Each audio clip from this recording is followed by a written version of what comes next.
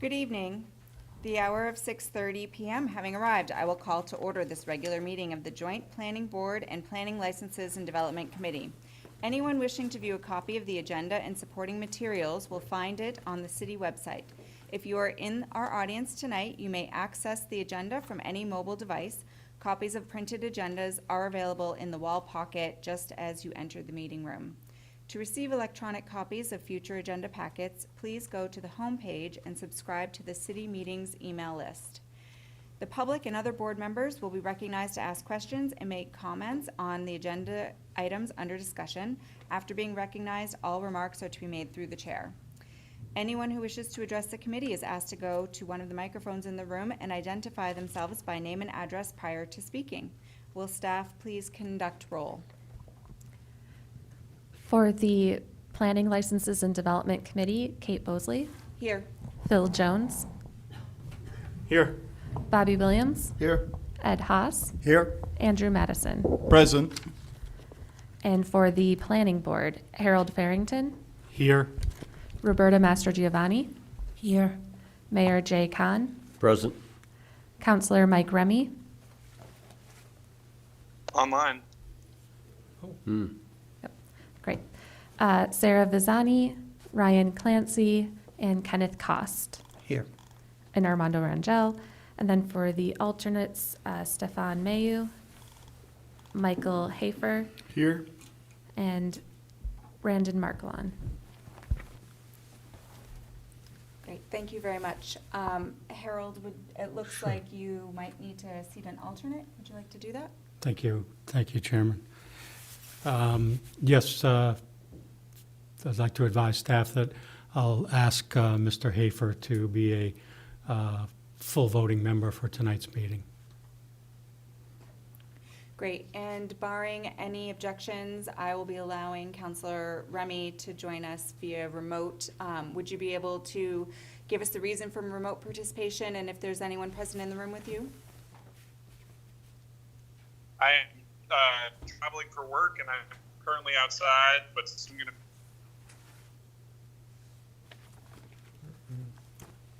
Okay, well, I hope we can keep a hold of the connection, but if you need to join in, Counselor, just speak up. All right, so the second item on our agenda this evening is the approval of the meeting minutes, and I would be looking for a motion. These are the minutes from December 9th, 2024. You want to make a motion with an amendment? I wasn't here. Okay. Would you be willing to make your motion with an amendment? You want the motion first? Mhm. I move to accept the minutes of December 9, 2024. And I second. We have a motion by Counselor Jones, seconded by Counselor Madison. Do we have any amendments to that? Yes, Counselor Jones. Yeah, just one quick, easy one. On page 414, line 115. Can you turn on your microphone, please? She called me again. On page 414, line 115, where it says the location of these four parcels, it doesn't mention the four parcels earlier because I believe when Mary was talking about them, they were showing on a map, but they're not referenced in here. So if she could just tell us the four parcels, so there's reference somewhere in the minutes for future use. Okay. Mary, will we be able to add those into the minutes?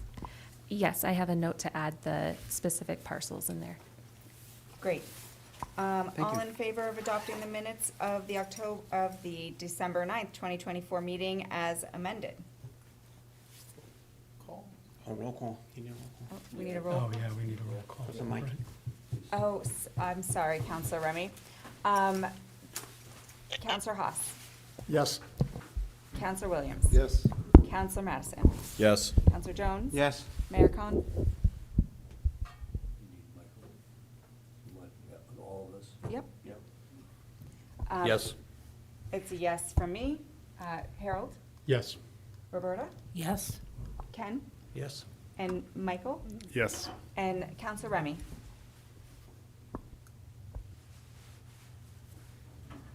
Yes. Was that a yes? I heard us. I heard a something.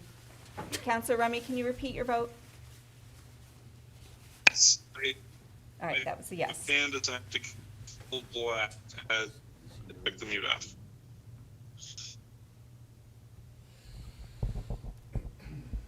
That, I'm recording that as a yes.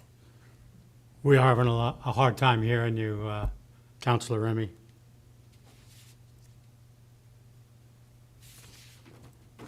Yeah.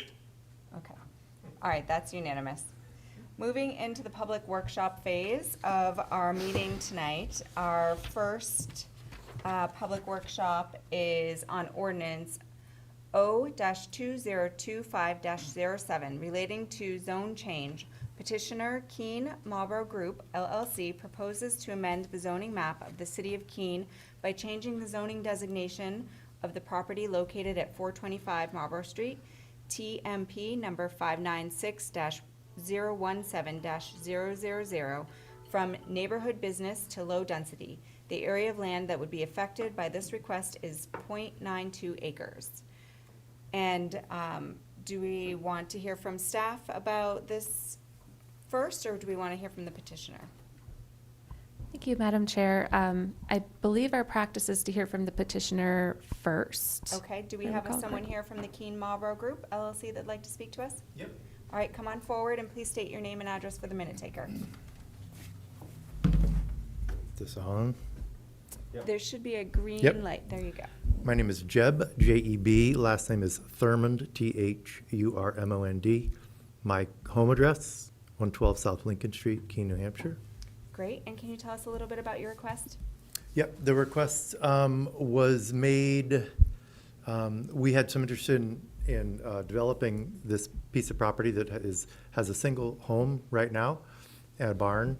And I met with Evan Clements and Will.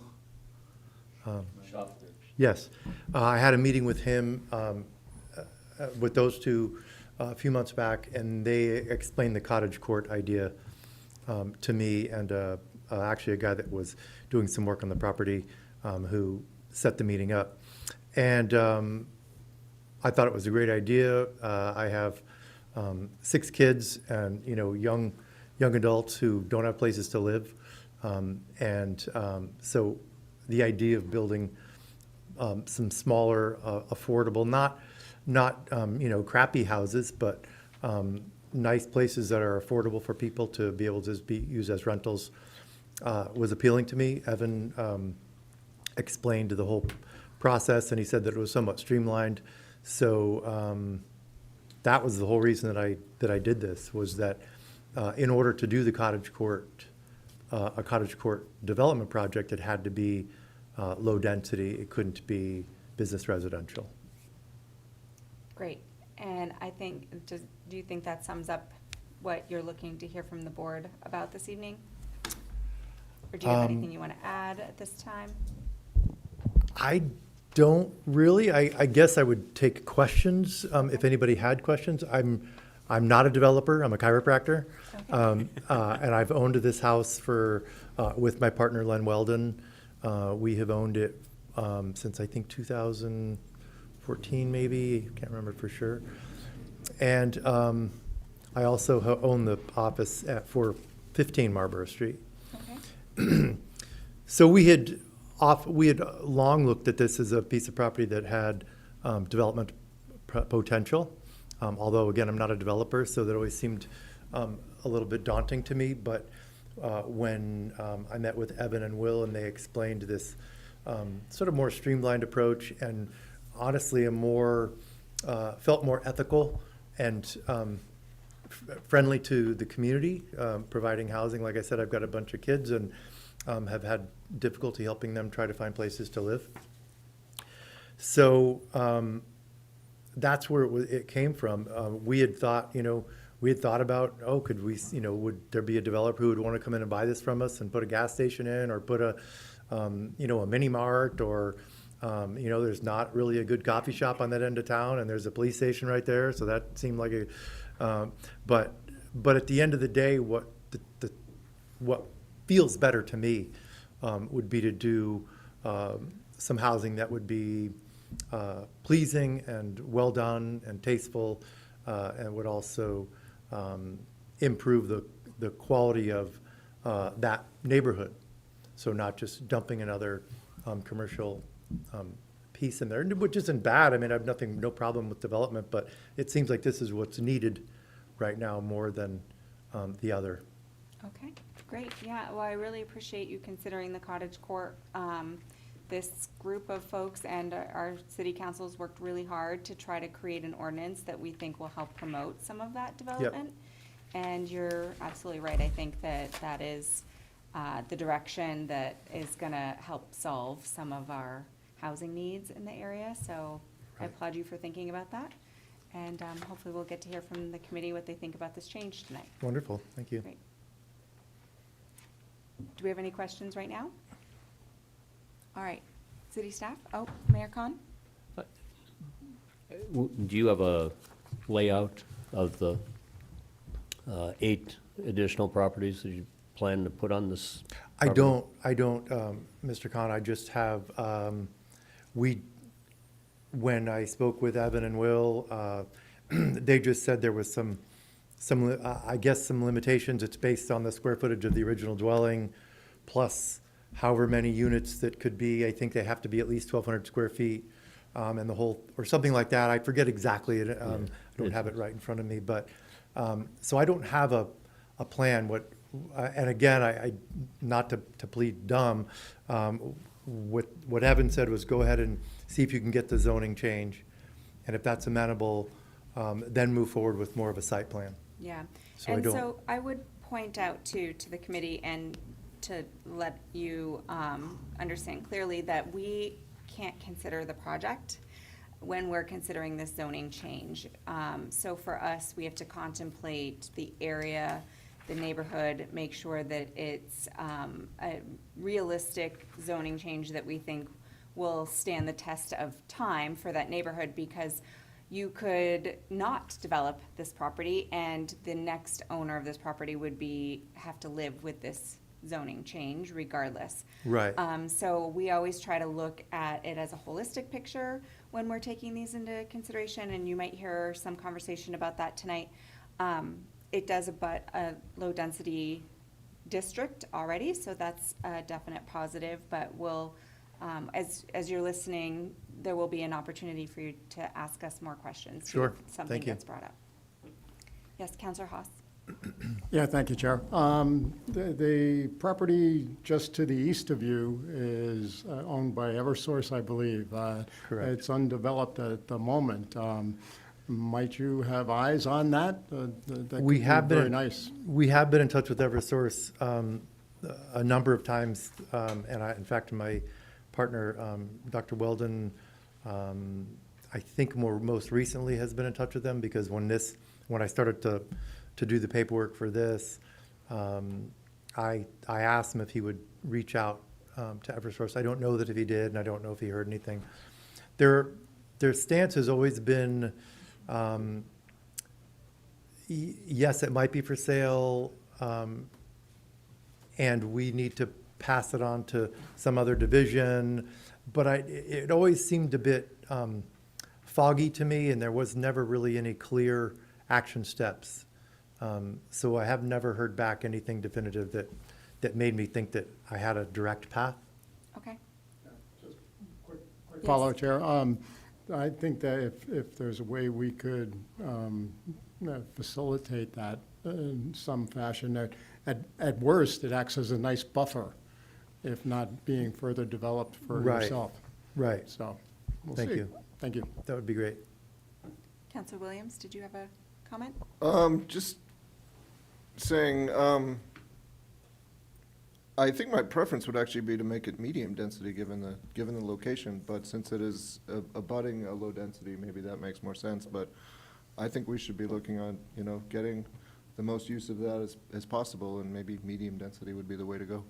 Well, I definitely want to try to stick to questions. I think we're going to hear from staff and we're going to get a little bit more background information, and then we'll start to deliberate about how we feel about it overall, because I do think that there are, Counselor Haas and Williams have both brought up great points. There are some things that could happen that would make sense here and some of the surrounding lots, and I think that we'll get into all of the weeds in a little bit. Yes. I'm not opposed to that at all. In fact, the reason that I applied for low density was that I was instructed that because it abutted a low density area, that was what I had to do. So if there's latitude to consider medium density, I'm not opposed to that.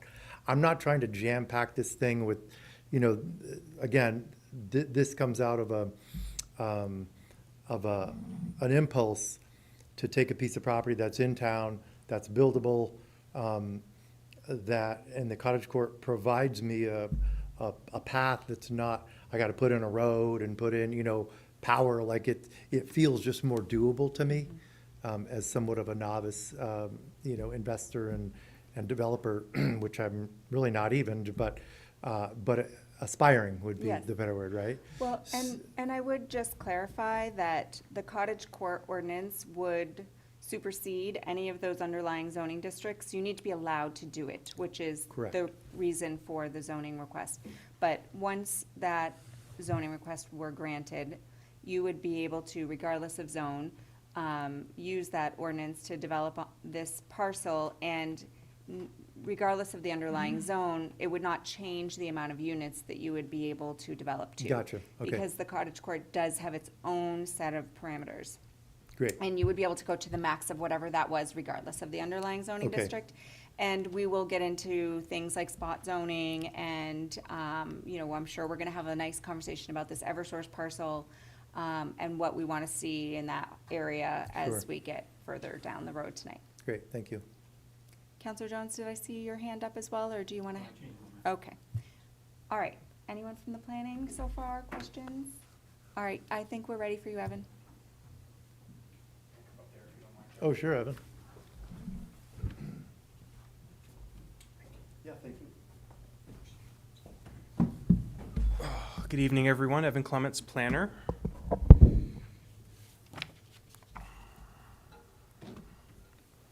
So we are looking at a potential zoning change for 425 Marlborough Street from neighborhood business to low density. The parcel contains an existing single-family residence, detached garage, and associated site improvements. It is located across the street from the police station, and as well as adjacent single-family residential to the west, utility infrastructure to the east, precision manufacturing to the south, and governmental, the police station, to the north. So this is just kind of a better view of the neighborhood that we're talking about right now. You have 425 highlighted in yellow. So the proposed ordinance, as written, would create an area of low density that would be bordered by neighborhood business to the east, low density and neighborhood business to the west, business growth and reuse to the north in the light blue, and industrial park to the south. This neighborhood in question is in the vision focus area, the consistency with the master plan. I'm gonna pause that for now. Let's talk about where we are a little bit more. So the future land use map has this parcel located in the Winchester Marlborough Street strategic planning area. The area is described to be to the east of Main Street along Marlborough Street. There are similar opportunities to balance higher density housing with the existing single and two-family residential neighborhoods. The proposed zoning change would allow for multiple attached and detached housing types through the Cottage Court Overlay District, as well as single-family residential, and a few non-housing uses outside of the Cottage Court. The neighborhood is also located within the business, industrial, live-work area of the future land use map. And this area is identified to be best suited as a mix of low-impact industrial and business uses in conjunction with the live, work, and artist space where employees and business owners live in close proximity to their places of employment and business. So right here, what I've got for you is the future land use map from the 2010 master plan. Circled in red is really this kind of corner where Optical Ave and Marlborough Street meet. And it is really right on that line between the industrial live work and the primary growth area of the map. So based on the master plan description of this neighborhood, based on the future land use map, opportunities to create higher density housing is desired.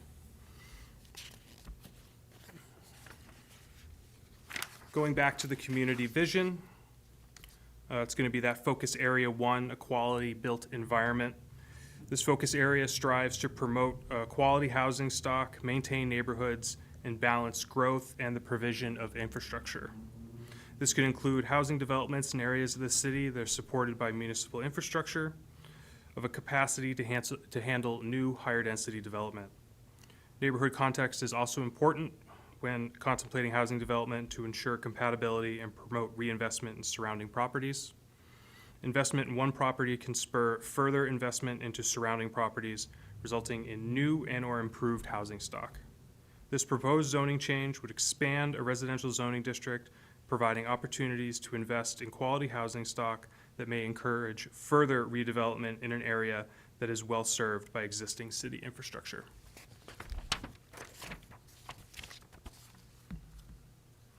Furthermore, the housing chapter of the comprehensive master plan recognizes that the community's ability to improve upon its existing housing stock, create new housing opportunities across all incomes and lifestyles, balance the mix of rental and owner-occupied units will continue to be a determining factor in Keene and the region's health and prosperity. Overall, housing must be conveniently located, healthy, safe, and affordable. The chapter discusses strategies that encourage a diverse housing stock that promotes good design and quality construction. This proposal would increase the opportunity for the creation of new, diverse housing options at an affordable price point in a location that is convenient for jobs, services, and downtown amenities.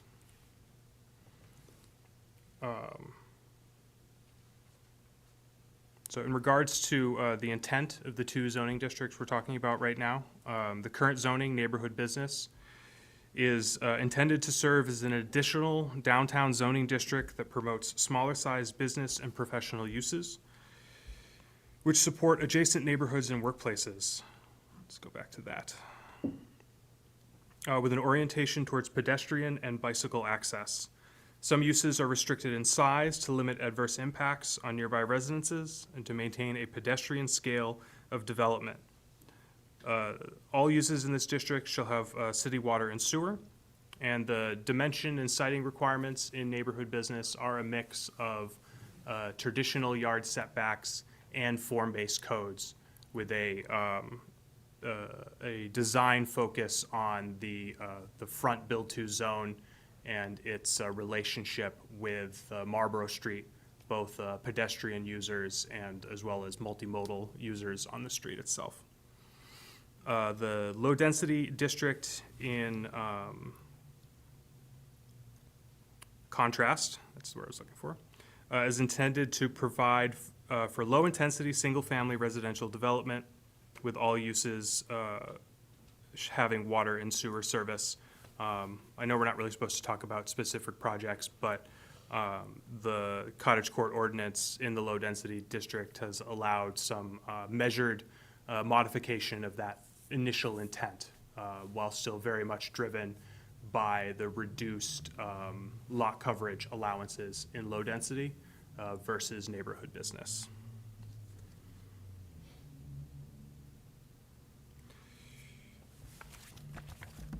And then I'll kind of wrap this up here with the uses allowed in both residential, both districts.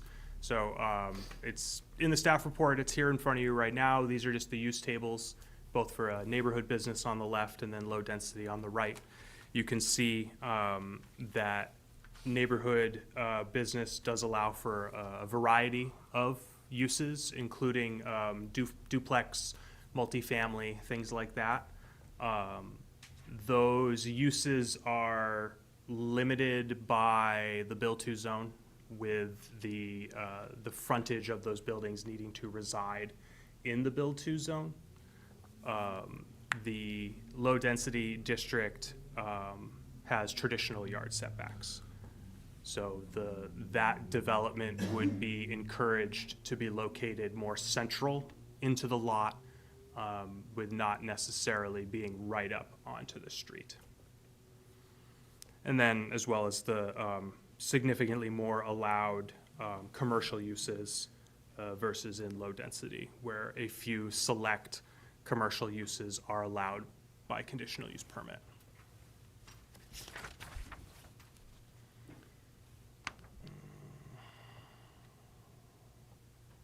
Touched on the dimensional requirements, and then the details of those dimensional requirements are shown in Table 3 of the staff report. I did not put that up there, I apologize. But most notably, I'd say the drop in building and impervious coverage between neighborhood business and low density, which will be the driving factor of overall development of the site. It is worth noting that the site, 425 Marlborough Street, is a rather large lot, especially for low density, which normally only requires 10,000 square feet to be a legal buildable lot. So there's still some flexibility in development of that parcel. And then it meets all the regular zoning requirements of the low-density district. That's all I have. I'm happy to answer any questions at this time. Great, thank you. Does anyone have any questions of Evan? Counselor Jones? Thank you. Procedurally, we're strictly changing, the application's changed to low density. We're not even discussing cottage court right now, correct? Correct. That's correct. I merely bring it up as a potential use allowed in low density. Thank you. Can't see hands raised, but I have one when it's appropriate. Yes, Counselor Remy, go ahead. Thank you, Madam Chair. So I know we're not talking about cottage court, but just from a curiosity standpoint, is there anything that would restrict a cottage court in a medium density environment? Or is it just because it's neighborhood business? It's just because it's neighborhood business. Yeah, and a medium density isn't being contemplated only because there's no contiguity between the subject parcel and that zoning district. So we can talk about it when we get into deliberations, but we can talk about it when we get into deliberations. I disagree with that sentiment. Okay. Ken? Thank you, Chair. So I just want to make sure I'm understanding the whole thing, because when I'm looking at neighborhood business and low density, the chart that compares the different setbacks and requirements, Table 3 here, it looks to me, it looks like neighborhood business is less restrictive for housing. You could build on smaller lots, you have less setbacks, you could cover more of the land with construction, less green space. Is that what I'm understanding here? I would say that that's accurate. I think that the large difference would be that it does not allow for cottage court development. So I would, just to add a little bit more to it, any building you would propose to construct currently in neighborhood business, the facade of that building would have to be located between 5 and 10 feet from the front lot line along Marlborough Street. That's the build-to zone. So you could not build deeper into the lot unless you were to build a single large building that started at Marlborough Street and then worked its way in. Unless we change that, Yes. which is also based on, that's a situation based on current zoning. Right. Can I go Yes, on there? Ken. So, I mean, on Marlborough Street is just a small section of it. The bulk of the lot is everywhere else, Correct. which there's no minimum side setback in neighborhood business, as I'm looking at it. But I think what Evan is explaining, which is a problem that's come up recently, so I'm starting to wrap my head around, is that in neighborhood business, and in some downtown districts, because there is a build-to zone, that the interpretation in the code is that every building in the zone has to be built into the build-to zone. So you could not have accessory buildings in the rear of that lot without changing that interpretation.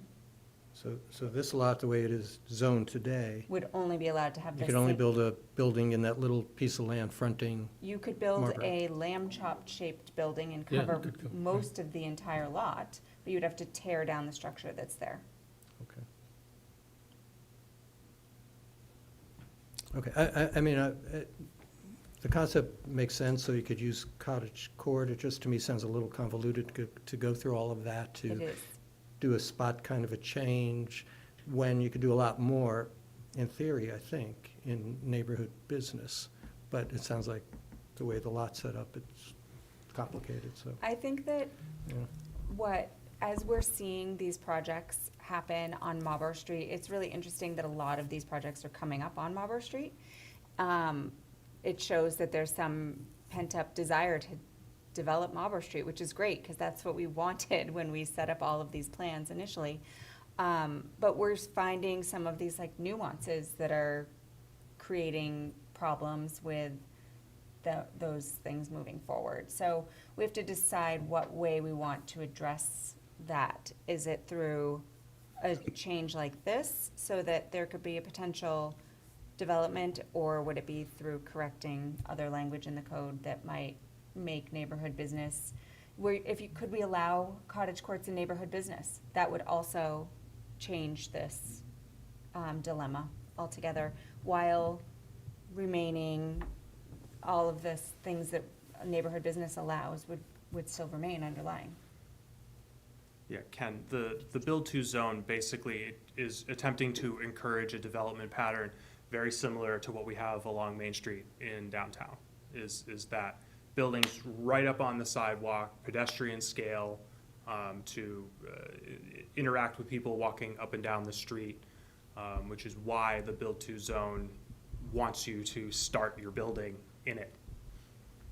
So, So you could do that here, and then do the lamb chop shaped building or whatever, that, as long as the front of it is on You- Marlboro, you could do stuff behind it. You But cannot, it has to be one building. it gonna be has to one be building. attached Has to be It one has to be building, can't be attached, multiple. correct. Okay. In the business zone. in the neighborhood The business neighborhood zone, business, yeah. because the underlying zoning district has a build-to zone requirement. The way that it's been explained to me is that every building on the lot, it is interpreted that they all have to remain somehow in the build-to zone. So you can't have a building in the build-to zone and then have a break and then have buildings in the rear of the lot, because those would be also required to be in the build-to zone, which doesn't exactly make sense to me for the product that we want to see and the way Marlborough Street could be developed in certain lots. I think it's kind of there's a couple of options here. I think that is one issue that we're going to see affecting other projects as well. We are also could change cottage courts to be allowed in the neighborhood business district, or at any of our downtown districts if we wanted to. We, right now, I don't think that there was any particular reason why we didn't choose to allow them there. I don't think that there was thought given to some of the size of some of these lots and how they might be used in a more creative way. You could, in a cottage court, you could have a commercial entity like a daycare center on the Marlborough Street frontage, and then you could still have all of the smaller housing units behind. So there, it creates so many creative opportunities for the developer. So there, I think as we get into this conversation tonight, we need to discuss all of those options. Yes, Counselor Haas. Yeah, thanks, Chair. First of all, I just want to jump up and down and thank Mr. Thurman for bringing this along and seeking imaginative use for properties. Boy, wouldn't that be great if we had that all over the city? So, second, yeah, the Build to serves the idea of a pedestrian corridor where really I think the biggest part of that is it pushes parking off the street. It pushes it behind the buildings or somewhere else. You're not going to have a parking lot serving your building right in front. There's certainly, somehow we got to get around whether we want to keep Marlborough Street to have frontage right on the street with a build-to requirement, and push parking to behind the buildings or somewhere else across the street from them, or find a way to modify the neighborhood business and the cottage court permissions, where we could utilize plots like this, where it could fit in there perfectly. So I want to find a way to go ahead with this project, and be it a zoning change to facilitate the development at this time, or not go in that direction right away, rather take on the larger question of how to envision Marlborough Street and whether it should have a build-to requirement. Or we can come up with some other idea. Thank you. Yes, Mary has her hand raised. Thank you, Madam Chair, and I'm sorry to jump in here. I know this is a little bit, probably not my place, but I did just want to point out that with the build-to zone, that really seems to be the limiting factor in this case. Like, if it were a traditional front yard setback, Mr. Thurmond could do the type of development that he wants to do today under the current zoning.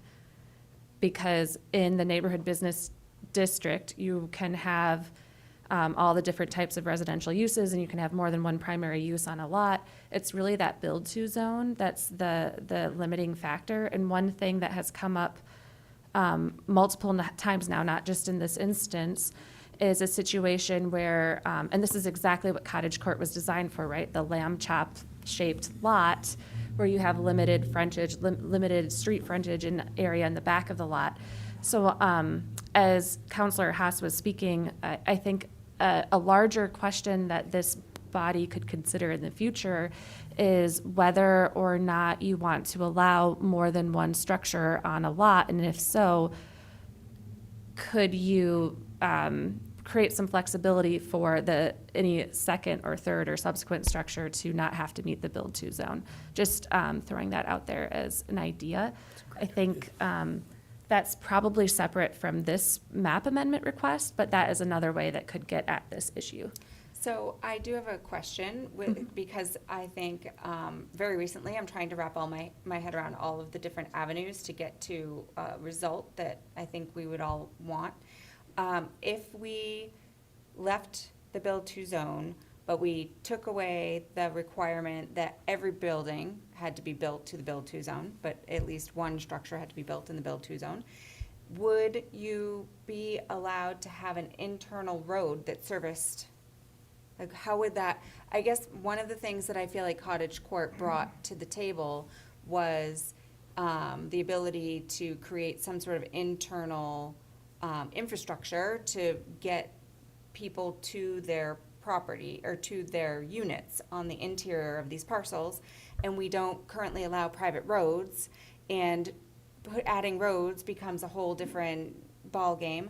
So, and would you even have the ability on this site to do something like that? So could you service all of these additional structures with a driveway? Would there be any unforeseen complication if we chose that path that would prevent this from moving forward?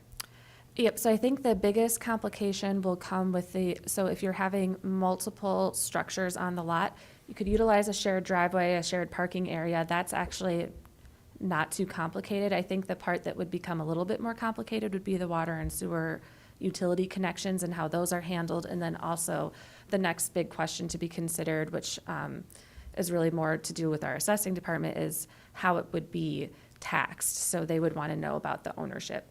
If it's a single parcel of land, it would be, it either has to be condominiumized or the units would all have to be rentals.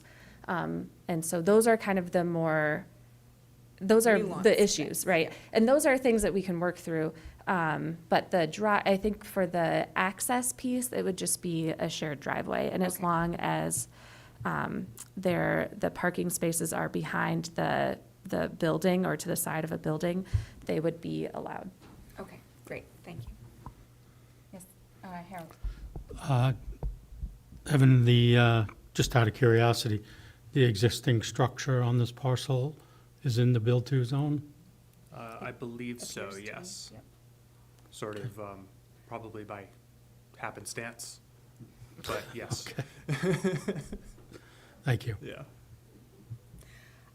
So, because I did not spend a considerable amount of time looking at the neighborhood business, I considered, can you give me an idea of how many units would be, you could add to this lot if we left it neighborhood business and changed that, requirement to have multiple structures not in the build-to zone? So that's a really good question.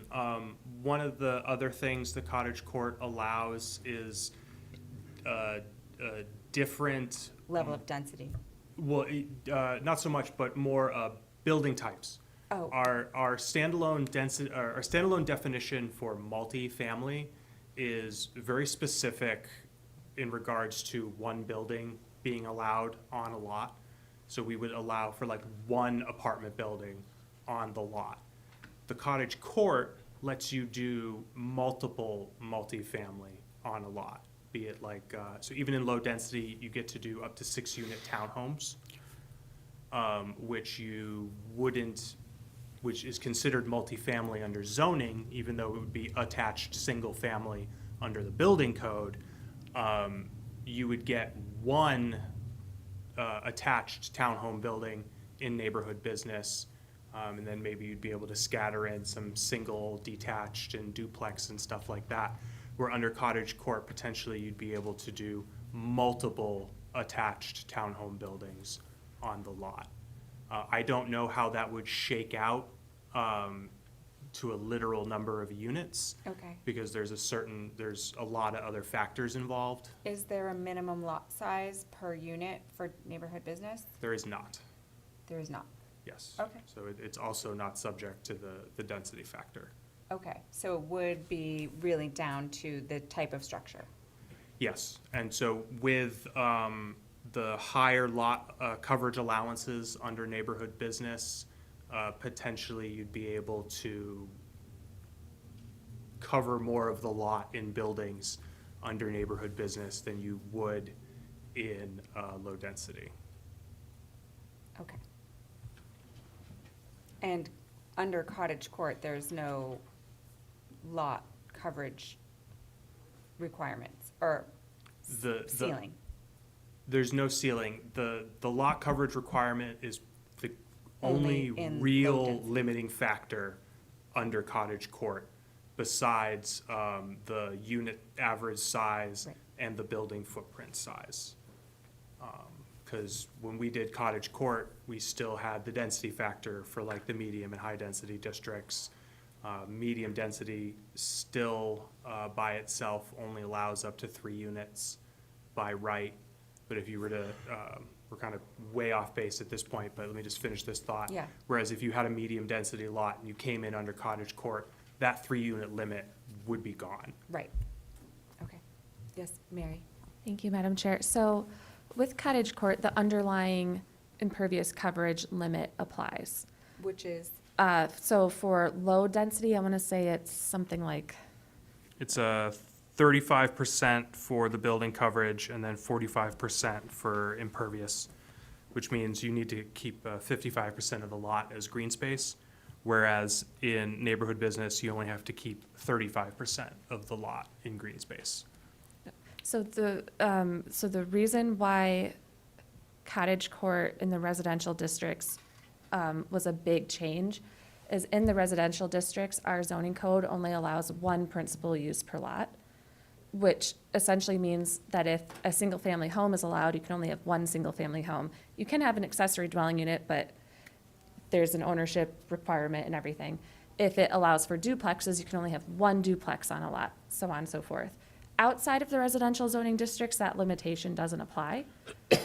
So if the residential use is allowed in that district, you can have multiple residential uses on a single lot. It's just with this district having some of those form-based code elements to it, that's what's limiting this particular lot because it has that lamb chop shape. I don't know if that helps. It does. Okay. I think it does for me. I'm not sure. I don't want to speak for everyone, but I think we need to ask all the questions tonight that we want to get answered. If anyone feels like they're confused or wants clarification, definitely please raise your hand.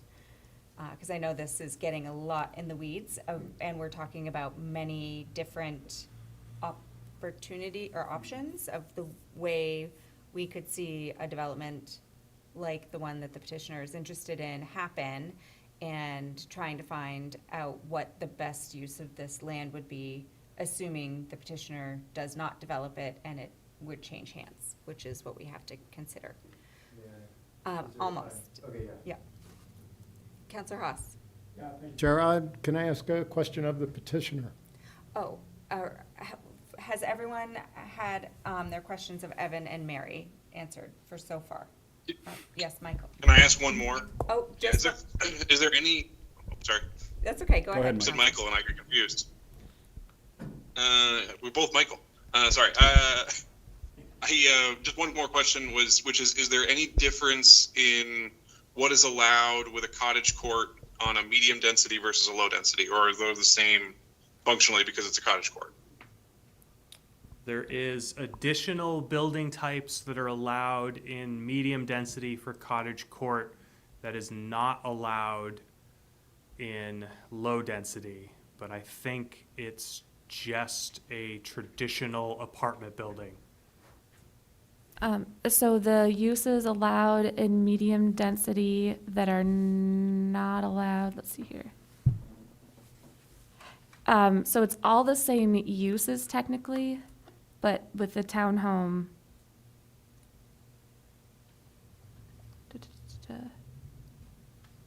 Yeah, actually, no, it's the same uses. What about the coverage, the lot area coverage and the impervious surface coverage? That would be the difference, yeah, so let me You pull get that a- up. You get a bigger budget, so you can cover more of the lot Okay. in medium density than in low density. Yeah, it's a building coverage of 45 and impervious coverage of 60, so you'd only have to leave 40%. So we're getting closer to neighborhood business. Yep. Okay. Because we wanted one more option. Okay. Well, and just to confuse it more, what's the high? What's the percentage coverage allowed in high? Oh, high density? It's like Mary? 70% or something. So it's a building coverage of 55 and impervious of 75, so you only have to leave 25%. Which is less than neighborhood business. That's less than neighborhood. High density also allows all of the building types under cottage court, so you could do it all as one big apartment building if you wanted to. And it has a higher height limit as well. Okay. And Thank you. Michael? Thank you. Thank you, Madam Chair. I think generally speaking, we should take the quickest, easiest path forward. It seems like we're balancing both some short-term things, like it seems like there's some alignment around wanting something like this to happen, but also longer-term, how we might address this more systematically across the city. So that's my primary point. Secondarily, I'm sort of, this whole section of Marlborough Street, particularly on that side of the street, really is residential, and so I'm curious, perhaps historically, why is it neighborhood business, and why wasn't it low density to begin with? It looks like a lot of single-family homes that have been transferred into apartments, and I think sort of that- feels like it's maybe out of neighborhood business feels a little out of step with this end of Marlborough Street. So I was not here during this period of time, but, and I don't know, Mary, if you want to tune this up for me, but I do believe that when the Public Works building was being built at that end of Marlborough Street, that there was an incentive to create a future plan for Marlborough Street that would include a sort of a Main Street-esque extension. And so there was a hope to create a zoning district that would kind of be able to support the residential properties that were there, but also looking to the future of what we would envision for that area. Yes, Counselor Jones. Yeah, I was here when we did that. The intent was to create a gateway street to downtown, and I think that's why we did it. Much nicer way of explaining it, but yes. Counselor Haas. There are a fair number of small businesses There down are. that street that we wouldn't want to throw immediately into non-compliance. So, A lot of, I'm not sure, looks like there was quite a, sorry. That's fine. I was surprised the number of business types that were supported within low, whatever it is, the low density. pretty cool. I mean, the neighborhood business district, yes. Well, I mean, we have also some great developments in that area, the 310 Marlboro, there's home healthcare is there, there was recently, no longer there, but a bank, you know, several banks on Marlborough Street, but heading up toward that end. So there's quite a bit of commerce happening in that part of town, which is great to see too. Okay, so I know this is not a formal public hearing and I don't see any members here, so I do want to let the petitioner, it sounds like you have some additional questions or comments that you would like to make.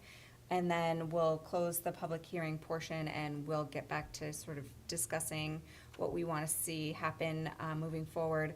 Evan, don't go too far, but I would like to invite the petitioner back up to ask whatever questions you might have come up for you. Sure. As we were talking. Thank you, Madam Chair. My only, or many thoughts as you all were speaking, but primarily is that I don't want to change anything necessarily. I just I like the idea of the cottage court idea. I'm not even married to the cottage court idea. I just wanted to get some housing in there that would be amenable to the city and would work for the people who need housing. So I wanted that to be clear to the committee that I'm not, if you can figure out a way to make this happen and not change the zoning, I would be happy for that. Because ultimately, one trepidation I did have was changing it from the neighborhood business, because I own the property 2 doors down at 415, and I like the fact that we have we have a chiropractor in there and a printer in there, and my chiropractic office used to be in there. So it feels comfortable to me that is that way. To answer one more question, the house is probably 15 feet from the road, maybe 20 feet from the road that's existing there. So I don't know if that's, I forget what you guys said, if it had to be within 5 feet of. 5 to 10. 5 to 10 feet. So it's right on the border there. And my intention was not to move that house or not to tear that house down, obviously. Yeah. Yeah, I just wanted to be clear on that, though. My application, my petition, was that I was under the impression that was the only path that I had forward. But if I have another path forward to achieve the same goals that works even better for the city, and maybe this ends up changing the build to, is that what you call it, the build to? That would make a lot of sense to me. So I appreciate your time. Yeah, well, thank you. I think the difficult thing is when you get 15 of us in a room and we start brainstorming and thinking about the best path forward, you're going to get lots of ideas, and we do have to sift through it. So Yeah. just bear with us as we I think it's a great thing, talk about it because I today, wouldn't want to change it if down the road somebody, say I'm not able to develop it or I can't get it together, but down the road somebody else has a different idea, that then I hamstring them because we changed the zoning to something that wasn't amenable to what their plans were. So I appreciate you being forward-looking, as well as trying to accommodate what I'm trying to do. Yeah, great, thank you. You're welcome. Yes, Counselor Haas. Thank you, Chair. The question for the petitioner. Yep. How's your timing on this? We Are you don't. ready to go, or is it No, whenever I you mean, can? I wouldn't say, my timing is really just, it was just a thought of that, this is something that we should do. I don't have builders lined up, and like I said, I don't have a site plan. I would say, you know, if we figured something out here and we had a green light and we were looking to go, then I would start to develop plans and look for financing and that, you know, the way that it would work out the best for me. Really, the application was made because Evan said this might take a while, so I made the the petition so that I didn't get caught short. But I don't have any immediate plans for this. I have a desire, but not immediate plans. All right, we'll help you expedite your desire. Thank you, I appreciate that. Counselor Jones, did you have a question for the petitioner? Well, I just want to follow up on Ed's question. Oh, yes. Make sure the petitioner's aware, right now, if we just do it the way you asked for it, it's about a month and a half by the time it would have to go to from here, if there's a recommendation from here, it would go to a public hearing before the city council, then it would go before the Planning License Development Committee, then it'd go back to the city council for approval.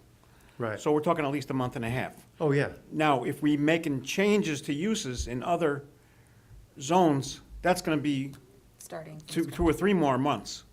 That's fine. That's fine As with long me. as you're aware of that. I'm totally aware. Okay.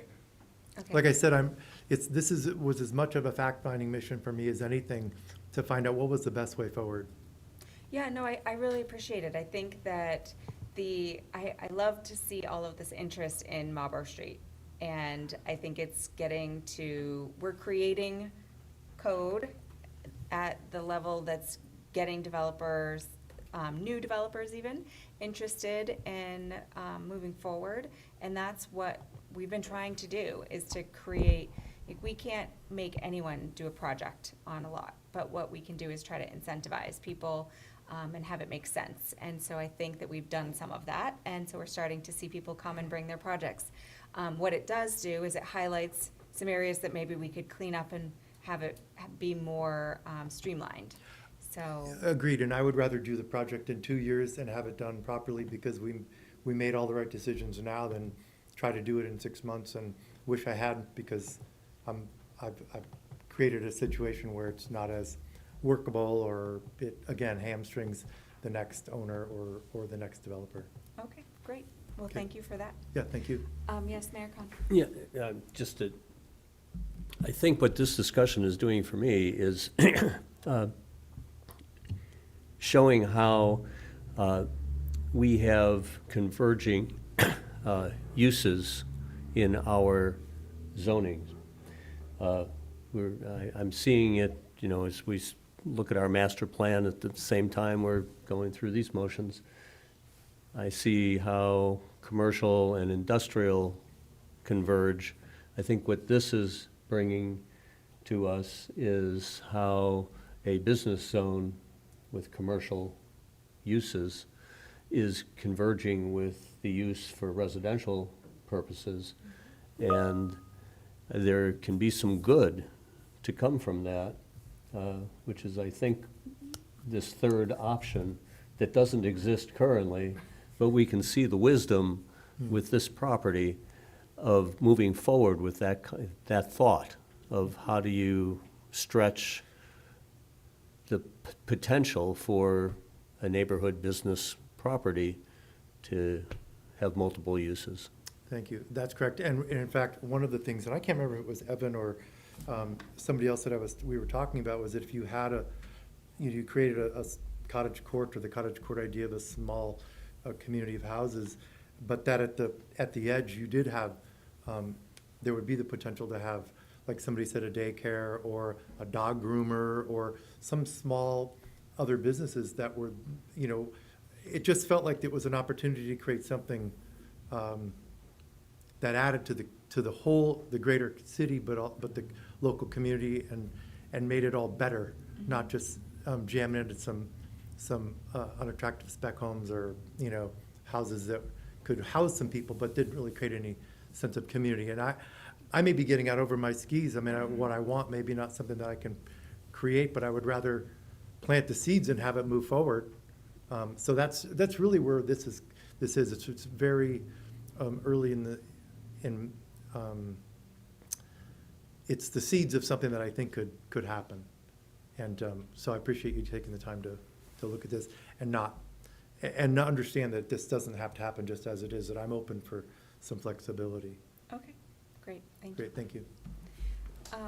Mary, I'm wondering if you can give us some advice here. So, before we start to get into what we want to move forward with, if we, I just want to outline the process. So if we leave the petitioner's request as is and we consider it and we like what we're hearing, the PLD committee would recommend that it move forward for a public hearing, and the planning board would decide if it was consistent with the master plan.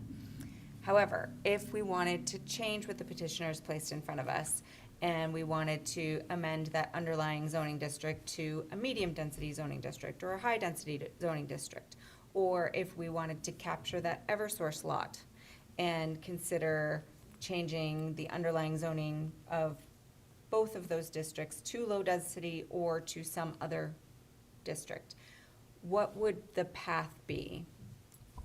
Thank you, Madam Chair. So that would be creating an A version of the ordinance. And then that A version would be what you voted on as either being consistent or not with the master plan, and then recommending a public hearing. And so would it would go before the council for a first reading, and then it would just delay the public hearing by a couple of weeks, or it could all go It in wouldn't together? delay the public hearing. It would still be, it's just the ordinance coming out of the workshop would be an A version. Be an A version, okay. And on the back end, staff would have to prepare a new map that showed the revisions that you made, and we would create an A version of the ordinance that has the correct, it would refer to whatever the change was that you made, and then it would go to city council. The public hearing date would be set, and it would move forward on the same timeline, just with that A at the end of it.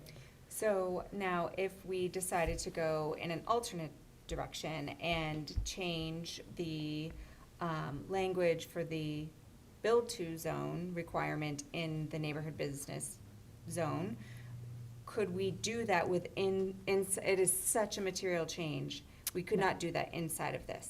No, because that is a different type of application. The request before you tonight is a map amendment request, and what you're talking about is a zoning text amendment, which are two different application types. So I would recommend just starting over.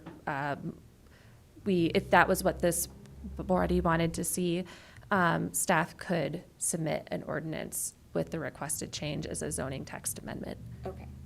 And if we wanted to do that in place of this, we would still be sending this forward to a public hearing, and we would still be looking for a vote from planning. It would be up to the council to vote it up or down. Unless the so petitioner there's, withdrew. if the applicant submits a request to withdraw the application in writing, then it wouldn't Then need it to would move stop. forward. It would stop the process. So it depends on whether or not that would happen. Okay. I just want to make sure that we all know what our options are, we all know what the path would look like to get to the end results. So I don't see anyone from the public wishing to speak, so I'm going to close the public hearing, which puts us in deliberation mode. And I want to start hearing from everyone what their gut is telling them about the right path forward for this proposal. Harold? Thank you, Madam Chair. I believe the path of least resistance is to proceed on the text that we have from the petitioner, to move it to low-density zoning. I think, one, because we'll move to a site plan involving a cottage court usage, which is something that the planning board is getting building experience with, kind of familiar with how to deal with, and I don't think it's laborious. And secondly, it would actually bring his existing structure into conformity, which it is not currently. So I think that's my opinion anyway. I would just like to plant the seed that I'm not opposed to that, but I would consider changing it to a higher density, and potentially capturing that Eversource lot, if we could do that, only because it would give the petitioner additional, additional land to utilize to create additional units if they wanted to. Agreed. Without. But I think that does leave kind of a spot zone then of the medium, but I guess that's okay. It does, but I think Counselor Remy was gonna tell us why that was okay. Okay. Madam Chair, Yes. so I know you couldn't see, but Counselor Remy lost service and Oh, okay. left. Okay, unfortunate, because I think that was his, Yeah, his push whoops. was there. Yes, Ken? Thank you, Madam Chair. I mean, I like the idea that, as we just said, that this, changing it would expedite the opportunity to build houses, path of least resistance. But as I look at what you could do in a neighborhood business, it's very flexible. If the land is not developed here by this petitioner, that kind of limits what it could be. It changes our original vision for what we wanted to see on Marlborough Street.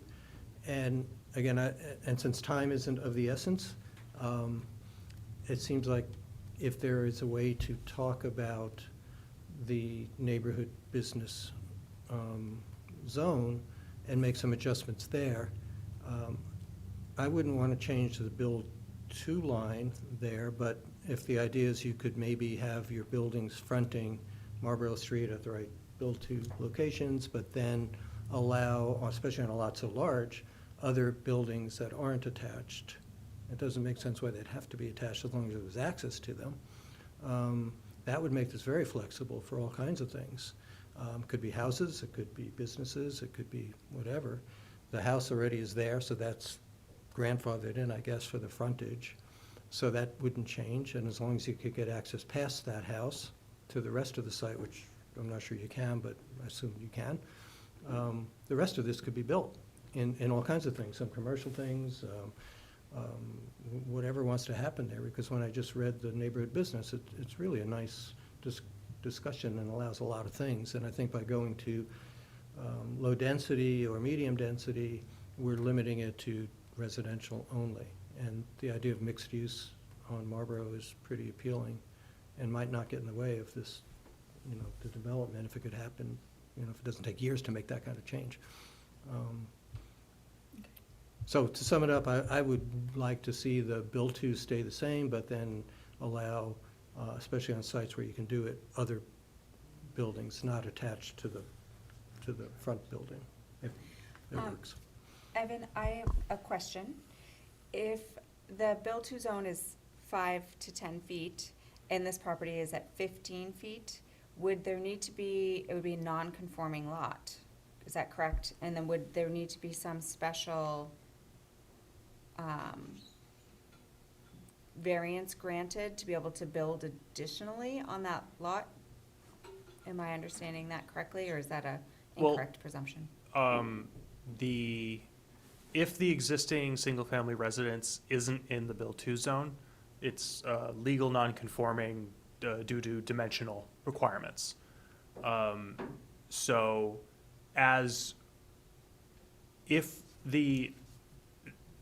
neighborhood business was changed to allow unattached structures, yes, would there be a problem with it being an legally unconforming lot? the lot wouldn't be non-conforming. It's just, I'm sorry. it's just that structure, which Okay. which would be allowed to continue as is.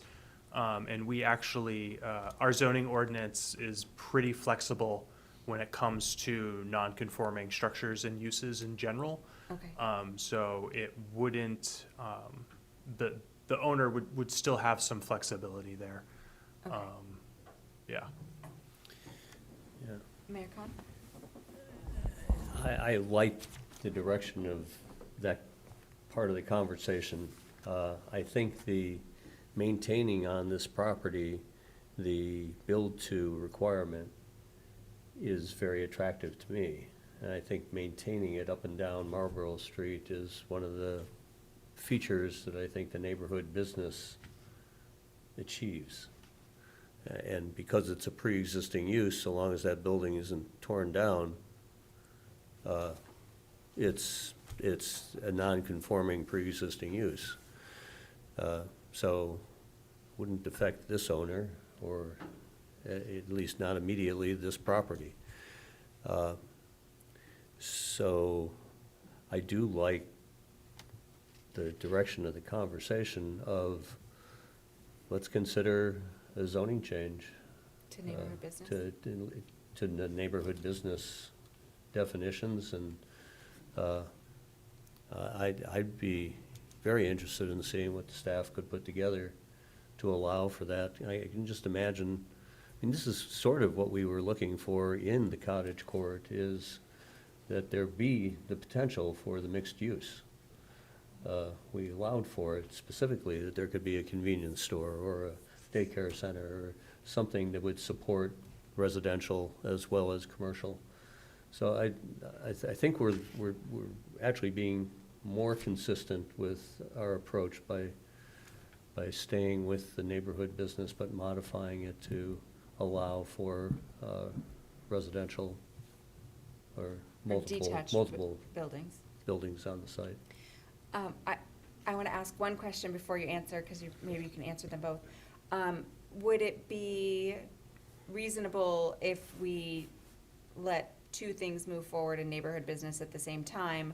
The change to allow detached structures and also to allow cottage courts?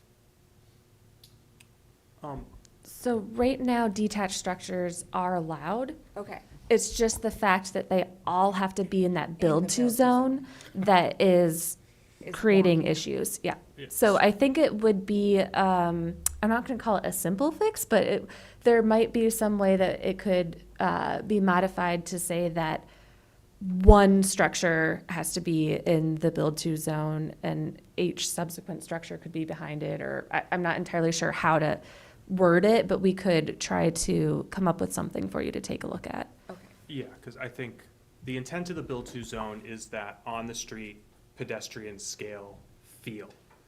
And I think there's a way that we can come up with, for any district that uses the build-to zone, to say that when you come in and you want to develop this lot, your first building or a building that is decided to be the most appropriate for that pedestrian orientation be in that build-to zone. And then once you've met that requirement, what you do behind it, go crazy. Do what you need, do what you want, like, obviously follow the rest of the rules. Follow the rules, but go crazy. But yeah, but why are we so concerned with the building be attached to itself? I agree. I think that is, on a lot this size, can you imagine what that building would look like if it were one monolithic structure Yeah. that lamb chopped back there? You know, it Looked would, like Keene High School. I don't think it really would get to the heart of what we want to see as a type of development in that neighborhood. So I think we've got to be flexible about it. Counselor Jones? Thank you. I think, I agree with Harold that we should just work with the petition that was given to us, changing it to low density. It still allows under conditional use for neighborhood grocery, a store, an office, a restaurant, light retail. It also allows the Eversource, it allows the utility, so we could change that over also. And it's contiguous to another low density, so it wouldn't look like spot zoning. I think we can make the change that the petitioner is asking for, and also let staff know we would like to see changes at the same time, but move forward with the petitioner's request. and then ask for changes to neighborhood business as we go along, because that could be a long time, because everyone's gonna have different ideas for different uses. Mary, you had something to add? Thank you, Madam Chair. I just wanted to note that with the cottage court overlay, there's some pretty limiting restrictions on those commercial uses, one of which is that they have to be on the corner of a public right-of-way. So this lot would not be able to put a commercial use unless they built an internal road and then were able to fit it on the corner, which Or I don't think change there's. the residential building to, could you change that residential building on the, It has to be on the corner of a public right-of-way, so it has to be, it can't be anywhere along a street, it has to be at a corner. oh, that's very specific. It's very specific, and then on top of that, the uses themselves are limited in size, because this was envisioned as being in the middle of like a neighborhood, not along a major street like this. So I just wanted to clarify for, even though it says in the list that those uses are allowed, there's a lot of restrictions on them because they were envisioned as being in a residential area. Whereas this is a semi-commercial area. Okay. Yeah. Yes, Counselor Jones, you had a follow-up? Can I just add one more thing? By acting on what the petitioner asked for, it doesn't look like we're being project-specific. We've talked a lot about a project tonight, which We have. really isn't within our realm. I realize because of the change in cottage court is new to us, we have been doing that. But this way, it's not being project-specific. Yeah. He can still use the uses that are there. Unfortunately, I think that if I take the idea of a specific project out of this, I would tend to lean to leave it neighborhood business, because if you aren't considering a project here and you're looking at that map and what we have on Marlborough Street, it's really would not be conducive to the underlying theme of what we're trying to create on that street, to put a low-density lot there, which would seriously limit, without a cottage court, what could be built there. I think it would be built out to the maximum amount of what it would be allowed without adding an ADU, right? So, if we change it to low density, the only option to do anything with the lot moving forward would be a cottage court. Thank you, Madam Chair. I want to agree with you, and maybe just different words, similar thought. Every one of those properties that's on the gateway in Marlborough, at least on the south side of the street, abuts a low-density district. And what kind of consistency what kind of precedent are we setting for future Marlborough Street development if this property is allowed to be low-density, lose the conformity, because it's abutting that kind of neighborhood? So I think there's a logic to staying with the neighborhood business. I do think that if we stay with neighborhood business, that this problem needs to be resolved with these detached structures, 100%. And then I think we should give consideration to allowing cottage courts and looking at these lots. I think it's an odd thing. This is the only area where we have a neighborhood business zone. And would there be other lots where it would make sense to have cottage court? Or if we allow for detached structures, would that solve the problem of someone wanting to develop further back? It's hard to tell in this corner of this map if there's lots in this zone that are large enough that they would pose a potential option for development. Outside of this one's like clearly, yeah. And I feel like Evan's gonna pull something up for us, but. We can pull up the GIS just to get a better idea of this area of town. Michael, did you have a question while Evan's working? Sure. Thank you, Madam Chair. Yes, I think the idea of I don't know, the process to allow cottage courts in other zones than it currently is, that seems like it certainly is one path forward.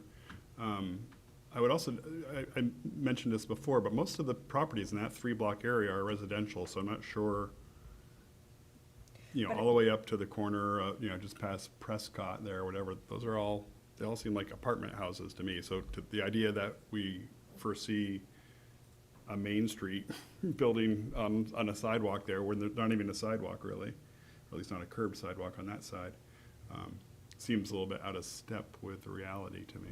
So I think that is Despite it the the best, building next door that practices. houses the chiropractor office and print shop?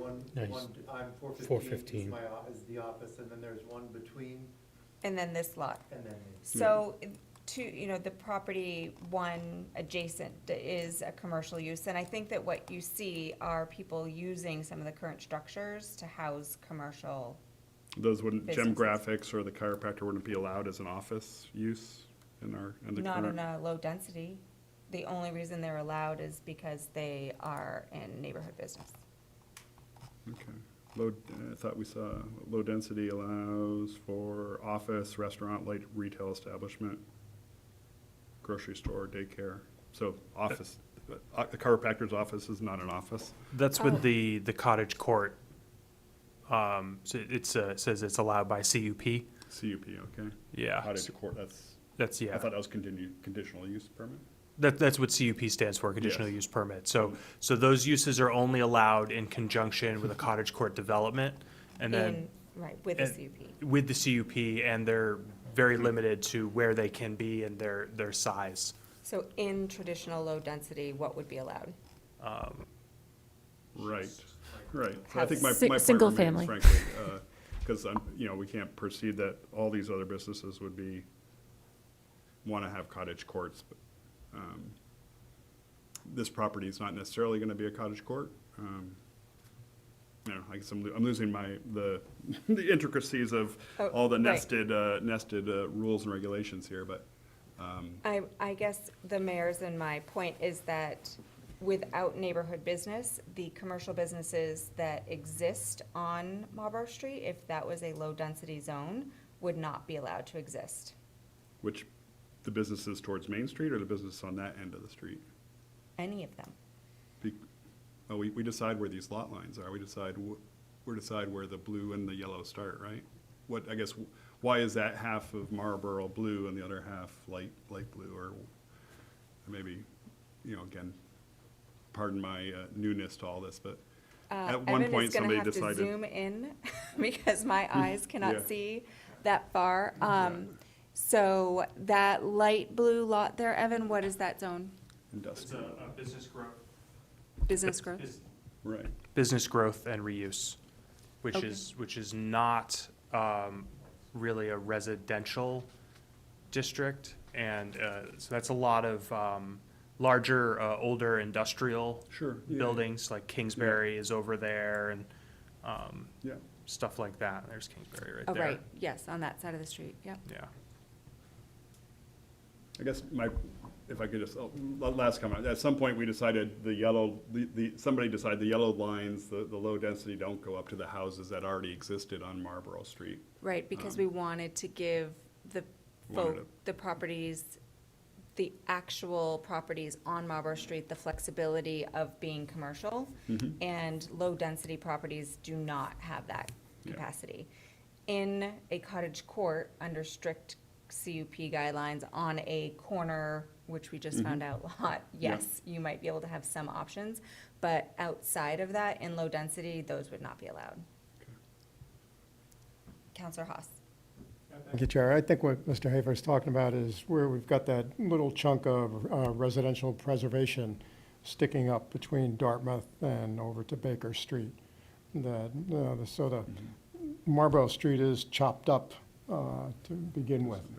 Can Would we be- zoom in a little bit, Evan? Is this what we're Yeah, talking about right yeah. here? So you see how that's a different color? And so what is that zone?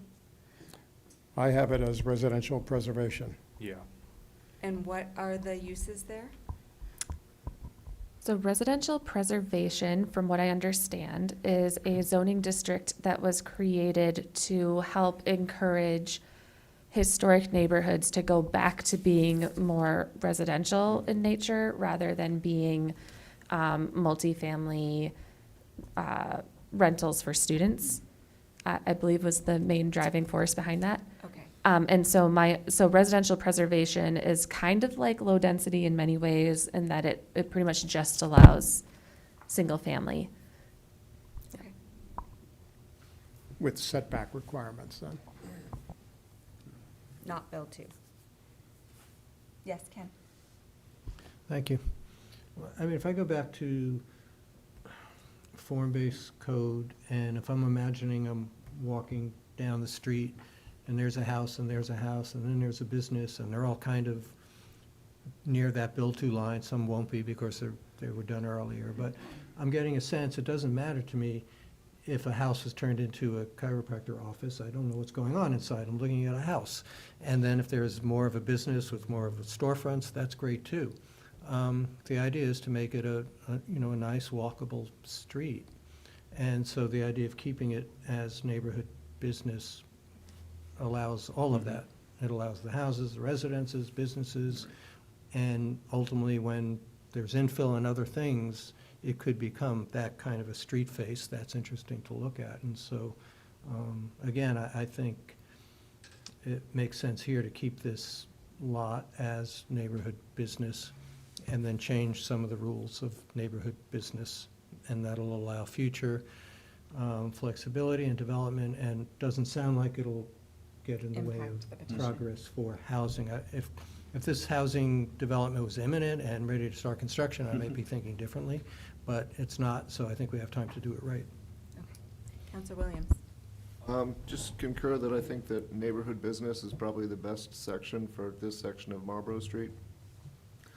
I'd be concerned turning it into low density and then something happens and then it stays low density. I think that's a risk I'm not really happy about taking. I'd be a little less unhappy if it was a medium density risk. But I do think neighborhood business really gives us the most options in terms of commercial and building mix. And it seems like we need to make a change to fix this problem with it anyway. So I think we should just go ahead and do that. Okay. Counselor Madison, are you of like mind? Thank you, Madam Chair. Yeah, I am of like mind. I think changing it to a different district would be kind of inconsistent, like what the mayor said. I think leaving it as neighborhood business and kind of doing some fixes to the neighborhood business district is probably the best way to go forward in terms of consistency, but also just kind of looking ahead towards the long-term future of Marlborough Street. Okay. So, I'm feeling there's some weight in that direction, and Roberta, I don't know, you've been quiet tonight. Do you want to chime in? I would agree with keeping it in the neighborhood. Okay. I think it's complicated. I think Marlborough Street's very varied in use. And I think just making an overall change would be difficult and premature. I think we should wait to see how Marlborough develops. And we've already seen a few projects go through with variances and such. So I'd like to see it stay as a neighborhood. Great. Counselor Haas? Thank you, Chair. Just last thought, as a property owner on Marlborough Street, which I am not, but I would think if I were, I would value the flexibility that the existing zoning gives me, that I can stay with it and with the neighborhood business.